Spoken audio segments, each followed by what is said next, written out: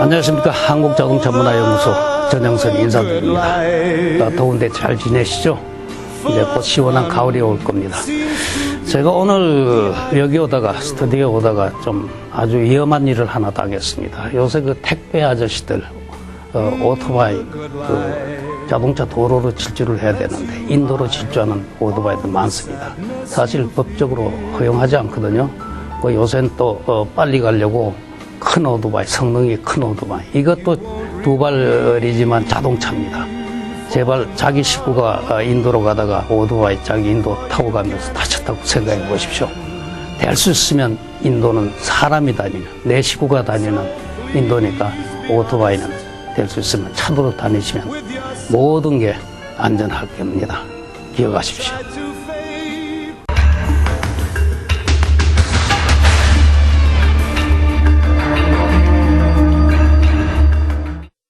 여러분, 내가 신고 다니는 신발이 헤어졌다 그러면 당장에 새 옷으로 바꾸시죠? 제가 기억이 납니다. 60년대, 70년대 신발 하나 얻기 위해서 아버지, 어머니한테 졸라기 위해서 참 상당히 노력을 했었는데 그때는 운동화라는 게 참 귀했고 고무신 많이 신었습니다. 자, 제가 왜 이런 말씀 드리냐면 요새 자동차들을 너덜너덜 떨어진 타이어 거의 끼고 다니는 거 잘 못 봅니다. 아마 건설 현장에 상용차들, 덤프 같은 거는 보면 벤질벤질 달아서 참 위험하다 생각이 드는데 자동차 타이어 없으면 어떻게 될까 생각해 보셨습니까? 아마 자동차 굴러다니기 힘들 겁니다. 소리가 나고 부서지기 십상일 겁니다.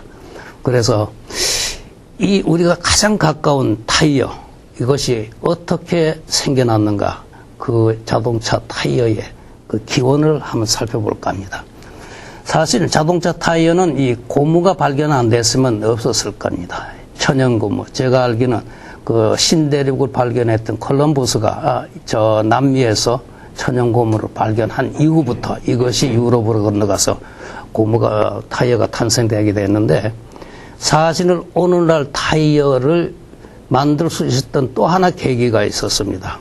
이 천연고무는 말랑말랑하지 않습니까? 이 찰고무라고 그러죠. 이걸 천연고무 가지고 타이어 만들면 너무 물러서 자동차가 지탕을 하지 못합니다. 그래서 이것을 어떻게 좀 단단하게 하면서 쿠션 있는 고무를 만들까 하는 이거부터 타이어의 발명이 시작됩니다. 때는 1839년, 굉장히 먼 100년 이상이죠. 후죠. 전이죠. 죄송합니다. 1839년에 당시 미국에서 화학을 전공하던 찰스 구디어라는 사람이 있었습니다. 이 사람이 당시에 그 마차, 딱딱한 그 나무바퀴 마차를 어떻게 좀 쿠션 있게 만들까 생각하다가 찰고무, 천연고무를 봤는데 이것을 만들어서 입히니까 금방 떨어져 나가요. 몇 바퀴 안 굴려서. 그래서 이걸 좀 단단하게 만든 방법이 없을까 하면서 이 고무를 경화시키는 거, 그러니까 딱딱하게 만드는 방법을 6년 동안을 연구한 겁니다. 그래서 연구를 거의 했는데 이때쯤 돼서 전부 가산이 탕진됐어요. 이 연구 때문에. 그래서 1839년 12월 어느 날 자기 집에다가 친지하고 여러 동네 사람 모아놓고 이게 내가 성공을 다 했으니까 성공만 하면, 돈만 조금만 투자를 하면 성공하고 나면 이게 대박 터진다. 이래서 막 설명을 하다가 당시에 그 리빙룸 안에는 그 벌겋게 탄 장작으로 타는 스토브가 있었어요. 한참 신나게 유황을 섞은 천연고무 가지고 이렇게 흔들면서 설명을 하다가 이것이 빠져나가면서 바로 벌겋게 타는 스토브에 붙어버렸어요. 붙었으니까 탈 거 아닙니까? 냄새가 나는데 어쩌 싶어서 겨우 띄워보니까 순식간에 그 고무가 단단하게 굳어졌더라 이겁니다. 경화가 됐어요. 그러면서도 눌러보니까 쿠션이 있다. 이래서 찰스 구디어가 이 경화 고무를 발명했기 때문에 자동차 타이어가 발명이 되는데, 이 자동차 타이어 발명 전에 우선 자전거용 공기 타이어가 먼저 발명됩니다. 1888년 영국의 던롭이라는 수의사가 자기 아들의 세발 자전거를 타고 다니는데 그 자전거 바퀴가 나무로 만들어서 한번 타고 들어오면 아들의 엉덩이가 벌게요. 얼마나 애처롭습니까? 그래서 들은 게 있어요. 그 천연고무 그 경화를 생각하다가 이게 잘 안 돼서 짐승 가죽을 가지고 동그랗게 만들어서 안에 튜브를 넣고 공기 타이어를 만들었습니다. 이게 처음으로 등장한 공기 타이어입니다. 이래서 자전거 타이어가 먼저 등장해서 특허를 받았는데 이 톰슨은 자기 본제의 의무인 수의사로 돌아가고 이 특허권을 팔았습니다. 그 후 이것이 이제 여러 기술자 전해 오다가 자동차가 등장한 1895년 프랑스의 미쉐링이라는 오늘도 요새도 그 타이어가 나오죠. 미쉐링 형제가 이 타이어, 자전거 타이어를 보고 오늘날 비로소 자동차용 공기 타이어를 만들어내게 됩니다.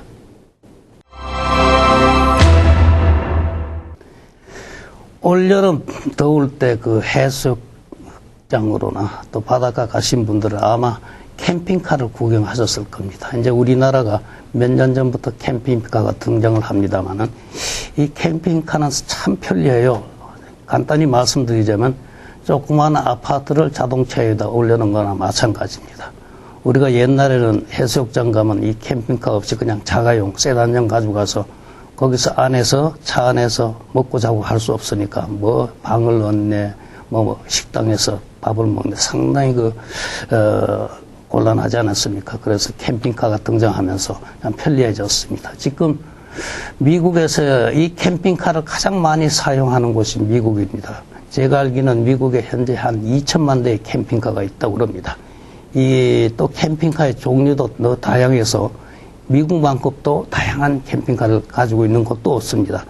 조그마한 컴팩트형 캠핑카부터 이제 뒤에 승용차 뒤에 달고 다니는 트레일러 캠핑카, 그리고 우리나라에는 아직까지 볼 수 없습니다만 미국에는 고속버스, 큼직한 고속버스, 그 호환 고속버스에다가 맨션을 하나 접목시킨 거, 바로 모빌홈입니다.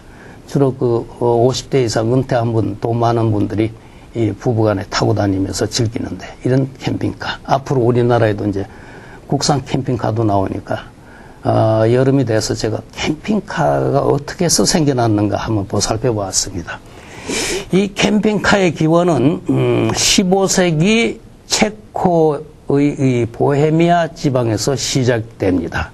이 보헤미아 지방에 이때쯤 돼서 인도로부터 흘러온 집시족들이 여기에 모여가지고 이제 사방으로 흩어지는데, 이 집시는 유랑민 아닙니까? 그래서 집시들에게 타고 다닐 무슨 수레가 필요한 거예요.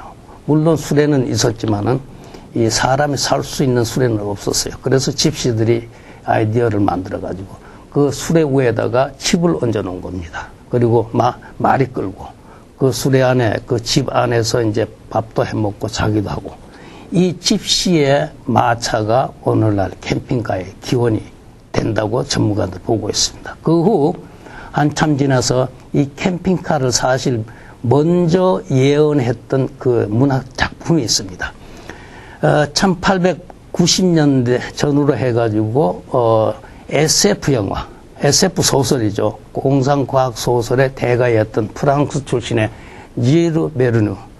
이분의 대표작이 바로 80일간의 세계 일주입니다. 아마 이 책 안 읽어보신 적 없을 겁니다. 저도 영어까지 봤는데, 이 지르 베르누가 1887년에 증기의 집이라는 소설을 하나 또 써냈어요. 이것도 공상과학 소설인데, 그 소설 속에 스팀하우스, 증기의 집이라는 게 등장합니다. 이때 벌써 유럽이나 미국에서는 기차가 다녔지만 석탄기차죠. 이 기차는 레일을 벗어나면 갈 수가 없어요. 그래서 지르 베르누는 레일이 필요 없는 기차, 그 기차 안에다가 온갖 생활 시설을 다 합니다. 침실도 넣고 당구장도 넣고 식당도 넣고 화장실도 넣고 이래가지고 마음대로 타고 다니면서 즐길 수 있는 이 스팀카, 이것이 바로 스팀카의 등장을 예고했던 작품이라고 합니다. 최초로 자동차 캠핑카가, 자동차를 이용해서 캠핑카가 등장한 것은 1908년입니다. 미국인데요. 당시에 꽤나 돈을 모았던 어느 집시가 헨리 포드에게 이런 제안을 했다고 그럽니다. 여보쇼, 헨리 포드 사장, 나 집시인데 돈 좀 있어. 내가 거침없이 불편하지 않게 모든 세계를 타고 다닐 수 있는 움직이는 집 자동차나 만들어주십시오 해서 비로소 포드 회사에서 포드 트럭을 갖다가 개조해서 거기에다 칩을 얹어준, 이게 최초의 캠핑카입니다. 이 캠핑카가 사실은 1920년대 초에 우리나라 신문에도 소개가 돼가지고 한동안 굉장히 화제거리가 있었습니다. 저 봐라, 저거 움직이는 집이 있다. 자, 이렇게 해서 캠핑카가 등장을 하고 이 캠핑카를 유행을 시킨 사람이 또 바로 헨리 포드입니다. 1913년 그는 그 디트로이트 근방에 있는 그 오데오 있죠. 미시간호 엘리오. 이 여름 휴가를 글로 가면서 자기가 생산한 포드 2대에다가 하나는 침실, 하나는 식당을 만들어 가지고 발명가 에디슨하고 당시 대통령 루즈벨트하고 친구들이 가서 시기 시작하면서 이 캠핑카가 미국으로 번지게 됐던 겁니다.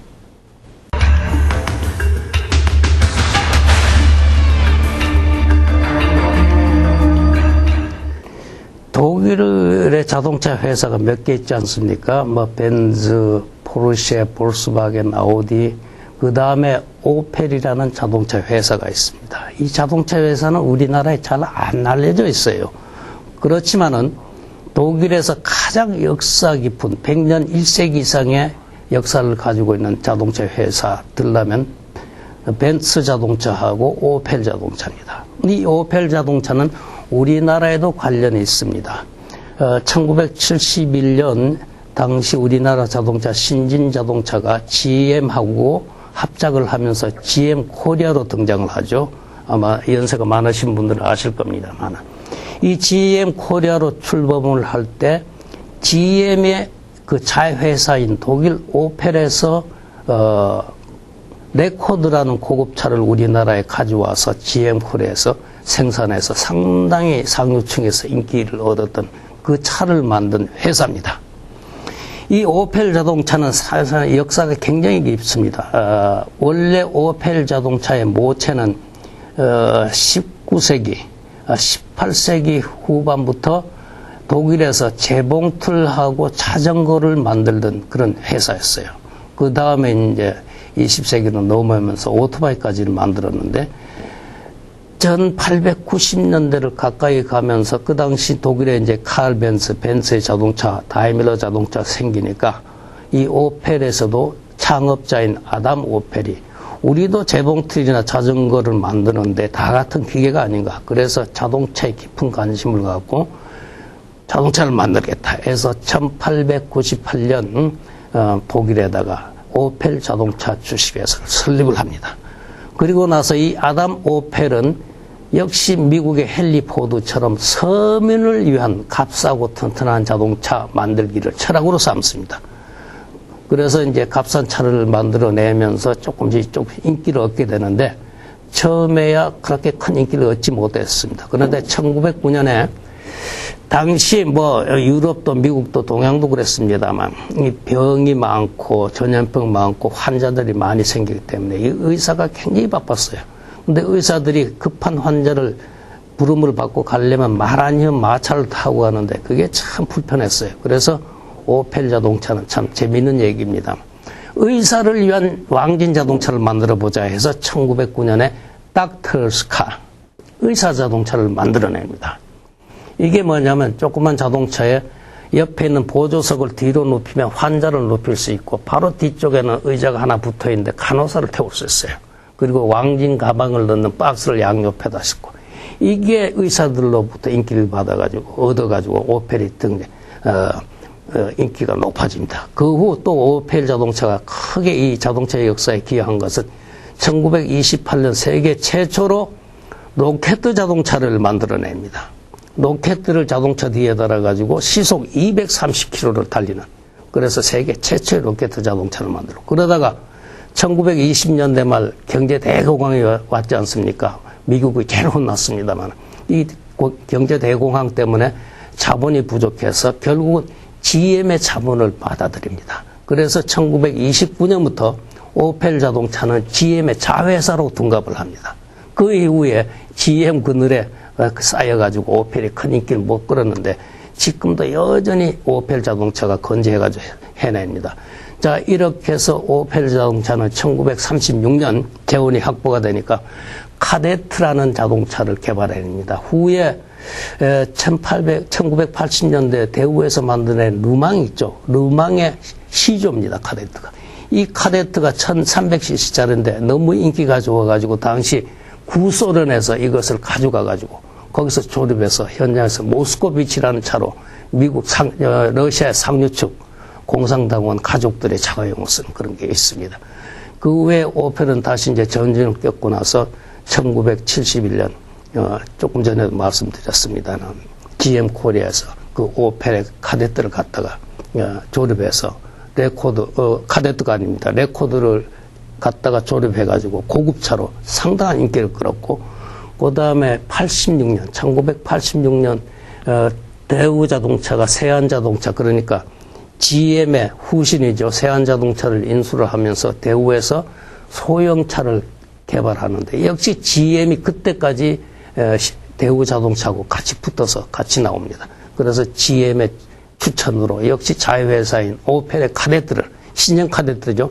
가져와 가지고 여기서 조립하면서 이름을 루망이라는 이름을 붙여가지고 우리나라에 한동안 루망 자동차가 대단히 유행했죠. 지금 오펠 역시 GM의 산하에서 아직까지도 건재합니다만은 주로 중형차, 그 다음에 소형차, 독일에서 꽤 기술력을 인정받는 자동차로 긴 역사를 가지고 한동안은 오토바이까지도 만들다가 지금 자동차 위주로 생산하고 있습니다. 이런 자동차, 오펠 자동차 아마 제가 듣기는 곧 오펠 자동차도 직수입되리라는 얘기를 듣습니다만 이렇게 독일의 1세기의 역사를 갖고 벤츠와 버금가는 오펠 자동차도 우리나라 자동차 역사, 자동차 산업을 일으키는데 일조를 했다는 것 말씀드리고 오펠 자동차 한번 살펴보십시오. 자동차 백과사전 보시면 오펠에 대한 이야기가 나옵니다.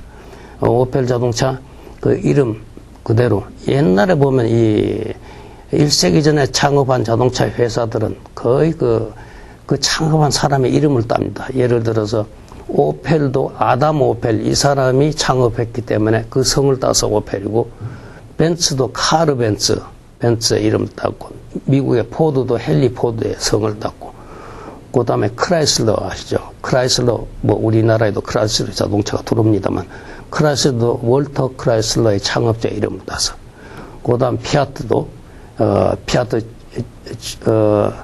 조반니 피아트 창업자 이름을 따서 피아트 자동차. 그래서 옛날 자동차 역사가 깊은 자동차 회사들은 창업자의 이름을 딴 회사가 많습니다. 바로 그 오펠 자동차도 그런 케이스에 들어갑니다.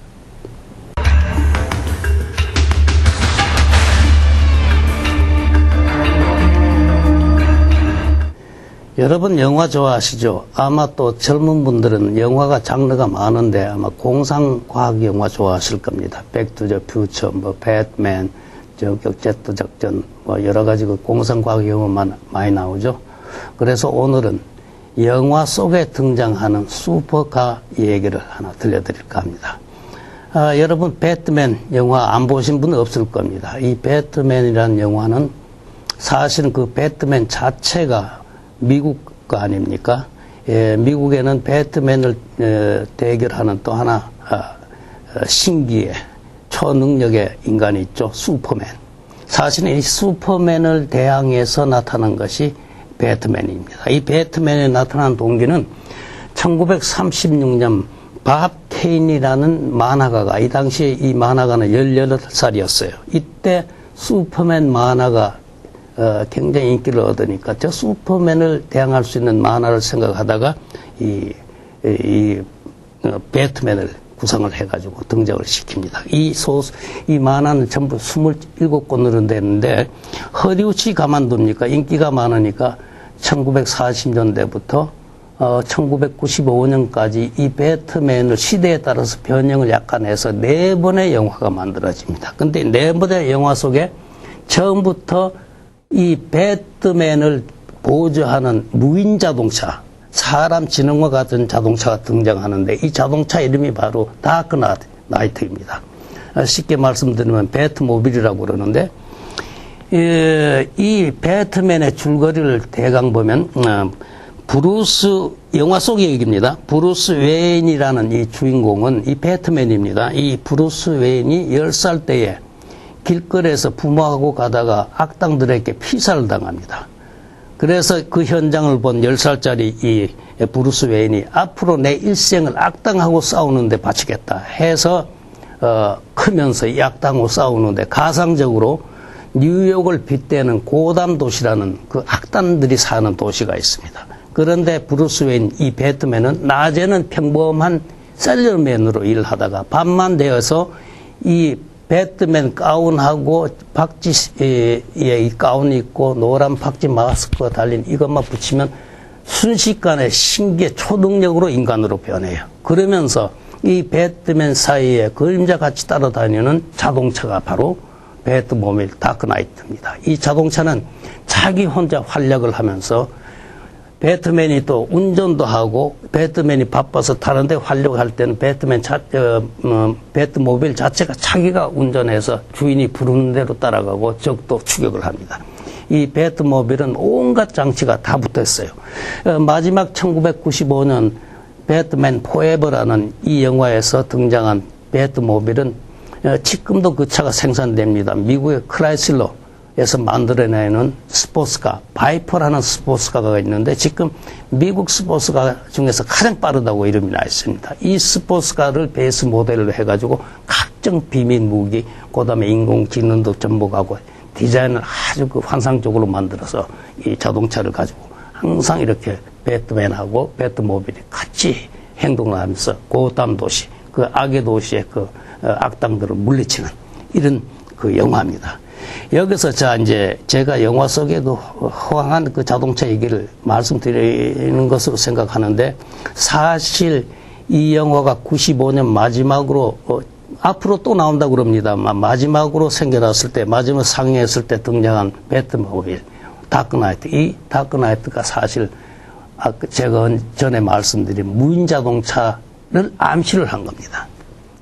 이 무인 자동차가 지금 각국에서 미국, 한국도 그렇고 유럽, 미국에서 시험을 하고 있지 않습니까? 그러니까 인간으로서 가지고 있을 수 있는 지능을 전부 자동차란 기계에다 접목을 시켜가지고 인간처럼 활동할 수 있는 인간이 운전 안 해도 모든 인간이 생각한 대로 행동을 할 수 있는 자동차, 바로 이 무인 자동차를 여기서 아이디어를 얻어가지고 이 배트맨 영화에 이 접목을 시켰다는 얘기가 있습니다.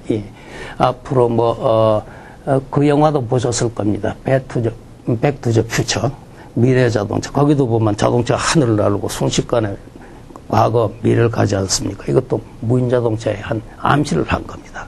여러분, 배트모빌 한번 영화 들어보면 다시 보십시오.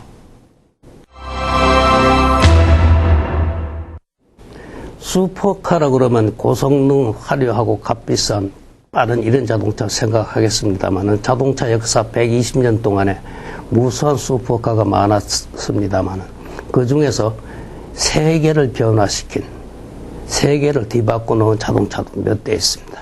그 중에 하나가 세계 1차 대전의 무대가 됐던 자동차 이야기입니다.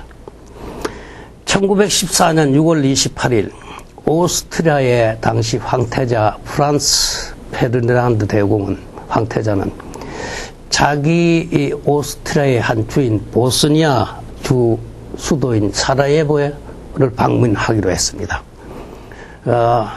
그때 부관이 선사한 그리프 운트 스티프트라는 새 차를 타고 사라예보에 갔다가 사라예보 시청을 방문하고 나오는 길에 그 사라예보를 미쳐 빠져나오기 전에 한 민족의 오스트리아의 한 주였던 보스니아 주의 극렬한 민족주의 청년한테 총격을 당해가지고 이 차후에서 이 프란츠 페르디난드 대공 부부가 직사를 합니다. 그래서 이 차는 세계 제1차 대전 도발의 무대가 됐던 거죠. 그 내용은 이렇습니다. 왜 이 보스니아가 오스트리아의 한 주인데 보스니아 민족들이 이 오스트리아 황태자를 그렇게 싫어했냐면 사실은 이 보스니아는 과거 500년 동안에 터키의 지배하에 있었던 겁니다. 그런 걸 오스트리아가 1890년대에 해방을 시켜가지고 오스트리아로 병합을 시킵니다. 소속을 시키죠. 그 후 1908년에 이 보스니아주를 갖다가 당시에 역시 오스트리아의 한 주였던 체코와 병합을 시켜버립니다. 그런데 이 보스니아주 민족들은 체코 사람들을 그렇게 싫어했어요. 철천지 원수처럼 싫어했던 겁니다. 이 보스니아는 보스니아 나름대로 독립을 해가지고 자기의 옛 왕국을 하나 만들려고 생각을 했는데 체코하고 병합을 시키니까 이게 오스트리아 왕실을 미워 안 할 수가 없어요. 그러던 차에 이 페르디난드 대공이 곧 이제 황제가 될 그런 시기여서 이 항상 민족 갈등을 일으키는 보스니아 사람들을 좀 달래기 위해서 정치적으로 6월 28일 그 새 차를 타고 이 부부가 그 시청을 방문했던 겁니다. 이 기회를 타서 그 보스니아의 극렬한 민족주의 학생이 이 방문하고 나오는 부부의 황태자 부부를 저격해가지고 전쟁이 나는데, 그 다음에 이 1차 대전이 왜 일어났냐면, 이 사건이 나니까 오스트리아하고 독일하고 이탈리아가, 물론 2차 대전에도 이 세 나라가 한패였지만, 이 한패가 돼가지고 요것을 사주한, 이 저격 사건을 사주한 나라가 어디냐 하면 영국, 프랑스, 러시아다. 이렇게 해서 이런 이유로, 간단한 이유입니다. 그건 깊은 이유는 내가 말씀 못 드리겠고, 이렇게 해서 전쟁을 일으켰던 겁니다. 세계 1차 대전이 일어났죠. 그런데 이 자동차, 그리프 und 스티프트는 어떤 차이였냐 하면, 당시에 오스트리아의 1910년대에 마차 제조업을 하던 그리프 und 스티프트라는 그 형제간 이름이에요. 그리프하고 스티프트 두 형제가 마차 제조업을 했는데, 오스트리아도 자동차를 만들어보자. 그 전까지는 오스트리아 자동차를 만들지 않았습니다. 그래서 이 두 형제가 독일의 벤츠의 자동차 엔진만 사다가 자기 공장에서 다른 거는 다 이 두 형제가 손으로 만드는 철학이 뭐냐면, 당시에 인기를 얻고 있던 유럽의 롤스로이스에 버금가는 멋진 고급, 고품질의 차를 만들자 해가지고 만들어낸 것이 바로 이 그리프 und 스티프트입니다. 이 차를 만들어냈을 때 소식을 듣고 당시 페르디난드 황태자의 부관이었으면서 오스트리아 육군 부사령관이었던 하레크 백작이 이 차를 보고 반했어요. 그래서 마침 자기의 주인인 황태자가 보스니아 시청을 예방한다는 그 스케줄을 알고, 이왕이면 이 새 차를 선사드려가지고 이 차를 타고 가시자 해서 그 부관이 이 페르디난드 대공에게 선사를 했던 차입니다. 자, 이 차를 타고 결국은 보스니아 그 민족 감정을 달래려고 갔다가 돌아오면서 이 차에서 참 비참한 마지막을 했는데, 이 차가 아직 있습니다. 오스트리아 비엔나 가시면 비엔나 박물관에 지금 한 구덩이에 이 차가 그 당시에 총각 흔적이 있는 그 표시를, 하얀 표시를 해서 그 차하고 당시 황태자가 입었던 옷하고 그대로 지금 보관되어 있습니다. 한번 가실 게 있으면 구경하십시오.